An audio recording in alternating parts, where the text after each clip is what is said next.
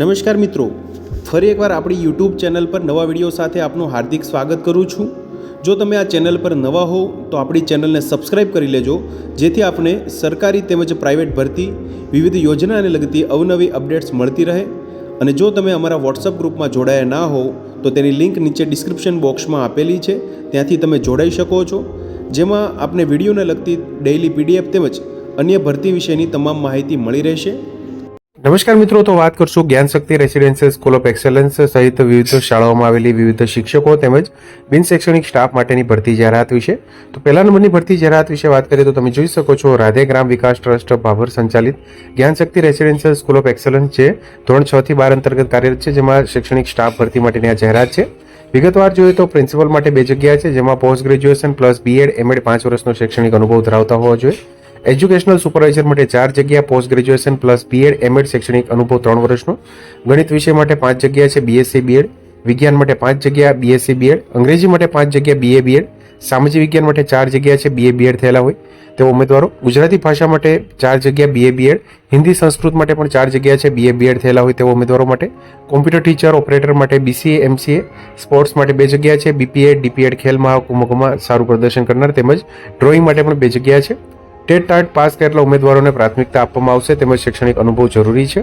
તમામ પ્રકારના ડોક્યુમેન્ટની અસલ તથા ઝેરોક્સ કોપી સાથે લઈને આવવાનું રહેશે। બિન શૈક્ષણિક સ્ટાફ માટેની જગ્યાઓ વિશે વિગતવાર વાત કરીએ તો હેડ વોર્ડન માટે 4 જગ્યા છે, જેમાં હોસ્ટેલ સંચાલનનો અનુભવ છે અપેક્ષિત રહેશે। ગૃહમાતા માટે 8 જગ્યા છે, જેમાં 12 પાસ કોઈપણ ગ્રેજ્યુએશન। ગૃહપિતા માટે 8 જગ્યા છે, જેમાં 12 પાસ કોઈપણ ગ્રેજ્યુએશન। ક્લાર્ક માટે 2 જગ્યા છે, જેમાં બીકોમ એમકોમ ટેલી સોફ્ટવેરનો અનુભવ ધરાવતા હોય। ડિસિપ્લિન ઓફિસર માટે 2 જગ્યા, શૈક્ષણિક ક્લર્ક માટેની પણ 1 જગ્યા છે। ઇન્ટરવ્યૂ માટેનું તારીખ છે મિત્રો, તમે જોઈ શકો છો 14 એપ્રિલ 2026 ના રોજ મંગળવારે, સમય સવારે 10 વાગે। સરનામું અહીંયા આપેલું છે, જલારામ ગૌશાળાની આગળ પેટ્રોલ પંપની સામે, સુઈગામ હાઈવે, તાલુકો ભાભર, જિલ્લો વાવ થરાદ ખાતે હાજર રહેવાનું રહેશે। તમે જોઈ શકો છો મિત્રો, અહીંયા ક્યુઆર કોડ સ્કેન કરીને પણ અરજી કરી શકો છો। વધુ માહિતી માટે અહીંયા સંપર્ક નંબર પર આપવામાં આવેલા છે। તો આથી મિત્રો, જ્ઞાન શક્તિ રેસિડેન્શિયલ સ્કૂલ ઓફ એક્સેલન્સ અંતર્ગત વિવિધ શિક્ષકો માટેની ભરતી જાહેરાત।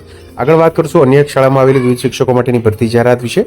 તો મિત્રો, વાત કરશું આરકે દેસાઈ સ્કૂલ જે વાપી ખાતે આવેલી છે મિત્રો, જે મેનેજ બાય તમે જોઈ શકો છો આરકે દેસાઈ મેમોરિયલ ટ્રસ્ટ વાપી અંતર્ગત સેકન્ડરી હાયર સેકન્ડરી સ્કૂલ માટે વિવિધ ટીચર્સ માટેની ભરતી જાહેરાત આવેલી છે।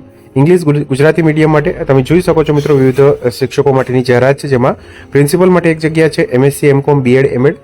કેમિસ્ટ્રી માટે 2 જગ્યા, એમએસસી બીએડ। ફિઝિક્સ માટે 1 જગ્યા, એમએસસી બીએડ થયેલા હોય।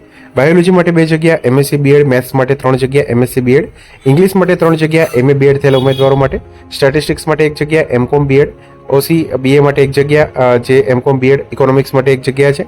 ગુજરાતી માટે 1 જગ્યા, એમએ બીએડ। એસએસ માટે 2 જગ્યા, એમએ બીએડ થયેલા હોય તેમજ હિન્દી માટે 1 જગ્યા છે, એમએ બીએડ થયેલા ઉમેદવારો અહીંયા ઉમેદવારી નોંધાવી શકશે। Interested candidate should apply with their detail CV along with photographs, attested certificate, mark sheet and other relevant document within 10 days from the date of this teachers recruitment by post courier personal only in favor of the chairman RK Desai school Vapi. તમે જોઈ શકો છો મિત્રો, સંસ્થાનું address અહીં આપવામાં આવેલું છે, RK Desai college campus, Koparli road, GIDC Vapi. વધુ માહિતી માટે અહીં સંપર્ક નંબર પર આપવામાં આવેલા છે। તો આથી મિત્રો, વિવિધ શાળાઓમાં આવેલી વિવિધ શિક્ષકો માટેની ભરતી માટેની જાહેરાત।